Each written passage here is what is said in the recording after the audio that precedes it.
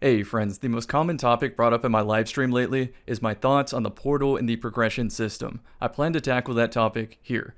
First and foremost, I ain't trying to argue whether it's good or not, or if the complaining I see on the YouTube algorithm is warranted or not. After all, if you look at the results of the Destiny preference survey I did a while back, you'll see that no matter what Bungie does, there will always be a large party who dislikes that update, and another different large party who loves the new update. Anytime I do a complaining video, a feedback video, I try to frame it like I'm at the doctor's office telling them what ails me instead of telling them what to prescribe me, even though I'm going to do a little bit of that here. So, moving on, the first portal element I want to talk about is the fun factor. Like, for example, what would you want to play in Destiny 2 for no rewards? For me, that would be PvP, speedruns, low-mans, challenge runs, and Gambit. Don't make fun of me. The portal does not offer all of those, and barely has any incentive for variety, nor does it have enough variety even if you played all those offerings equally. It gets boring fast. I can't believe it didn't launch with Pantheon-style offerings for in-game players. Imagine solo ops having the Witness as an option, for example. I'm not trying to sell you on the portal or anything. I don't even really enjoy PvE, but the core element I recognize of this new progression system is the idea of delayed gratification. As Bungie has proven time and time again, the longer you wait to play a Destiny season, the easier the grind gets. In the case of a PvP main, I will just constantly get power level while doing what I already find fun, and by the later half of the season, I'll be max power, thus getting the good loot. So if I'm going to target farm anything, I'm going to have delayed gratification and wait until the second half of the season before putting any time into a dedicated farm session. Does that make sense? It's actually easier in the system to land god rolls than it was before, even if the grind itself is very tedious, maybe more tedious.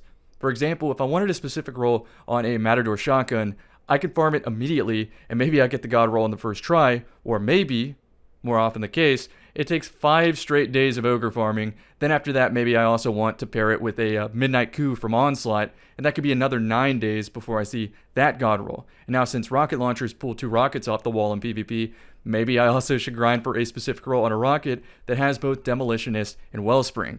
Again, this could be 5 more days, and that's just one loadout. The way this new system works is about after, let's say, 15 days of grinding, all my future drops will have triple perks, which increase the likelihood of getting a god roll sooner. In the new system, I will end a season with significantly more impactful loot rolls than in any other system, disregarding crafting. I miss crafting so bad. From a more casual, low experience perspective, the portal's amazing. No more red tape Rubik's Cube questline director, Google that shit but find nothing type beat for my casual friends out there. If you want to play something that progresses you, just randomly pick something on the portal. It's even more productive for PvP mains, but we'll talk about that later.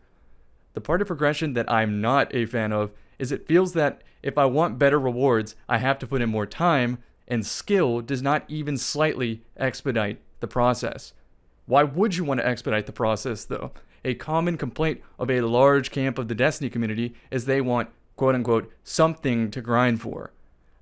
I don't know about y'all, but I'd rather spend my time playing stuff I find fun while using loot I find fun than arbitrarily wasting time pulling slot machine levers. I could use that time to play literally any other game or put some more hours in the gym so I can eventually pull either a triple bodyweight deadlift or a goth baddie, whatever happens first. Look, I'm not going to lecture you on how you should enjoy spending your free time. We can agree to disagree. Moving on, I think the real question to ponder is what player situations warrant perfect loot in the first place? For the vast majority of players in the game, Tier 1 loot is more than enough to perform the fun task at hand. What do y'all even do once you get your god roll? In my case, I play the game more, not less.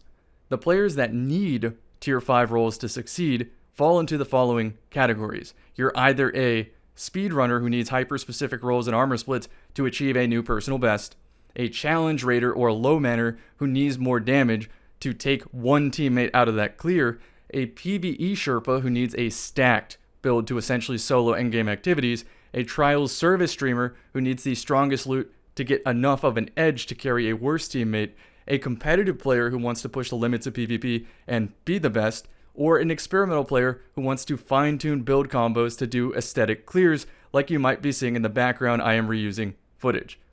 If you don't fall into these categories, and especially if you also enjoy PvP, I see no reason to rush the progression system.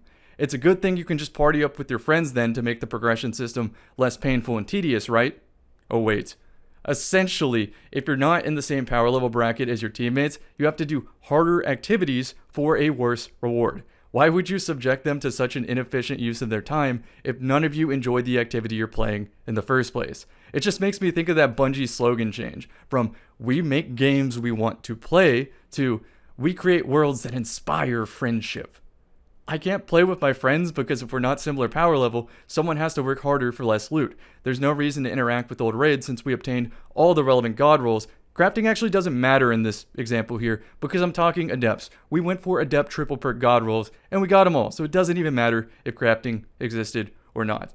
But of course, since the armor system was overhauled, we also don't really have a desire to farm or spin raid spoils right now since it's not a valuable use of our time. At the front end, it's better to front load progression so you can start getting multi-perk drops and whatnot to get the armor to then warrant getting a weapon to pair with the armor. Essentially, armor first, weapon second. Now, what about PvP with my friends? If I drag them into PvP, it makes for a more boring play session for the both of us. In the competitive sandbox, it's going to be in shambles for a bit longer, so my desire to attempt to best the highest skilled teams just isn't there right now. What's wild to me is that Osu is a single-player game, and somehow I get more multiplayer hours there with my friends than in Destiny these days.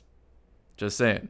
Let's talk loot systems now. I know I'm not supposed to tell the doctor what to prescribe me, but based on the drug cocktail I'm about to ask for, they should be able to suss out the best combination for what they think ails me. I would love to see the following, or any of the following, combined. Yes, I know some of these suggestions already exist in the new portal system. Bear with me. The first thing is a revamped loot system that gives individual enemies and special variants, like Banes, of individual enemies a personalized drop table. Back in the day, Phantasy Star 1, yes, the one from 2000 on the Dreamcast, used to have it so like if you saw a dreg in the Cosmodrome, but the dreg was colored red, that red dreg had a different, more rare drop table. I think that would be very exciting for Destiny. Next up, I would like to see specific drops from specific activities with a rotating special bonus loot. I know that they already do that. As well as an activity swap bonus that gives extra loot for purposely switching activities and maintaining a streak. In addition, generic bounties and quests that allow for specific loot from any of the activities. And when you stack all of those together, that's a much better loot system.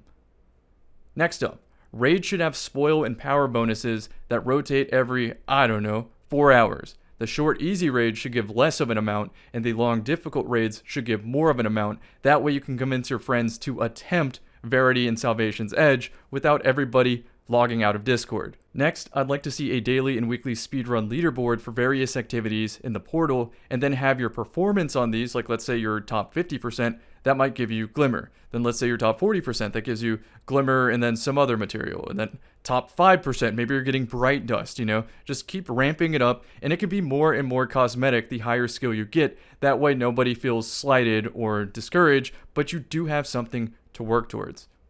The next activity I want to see is an endless score mode, a time attack mode, these kind of activities. Think Pantheon, but for any activity that exists. Another element I'd like to see is a true roguelike mode. Imagine that Riven activity back in Season of the Wish where you'd start in a room and that room would have portals. Those portals would link you to a new room, complete that room, get a different portal, go to a different room.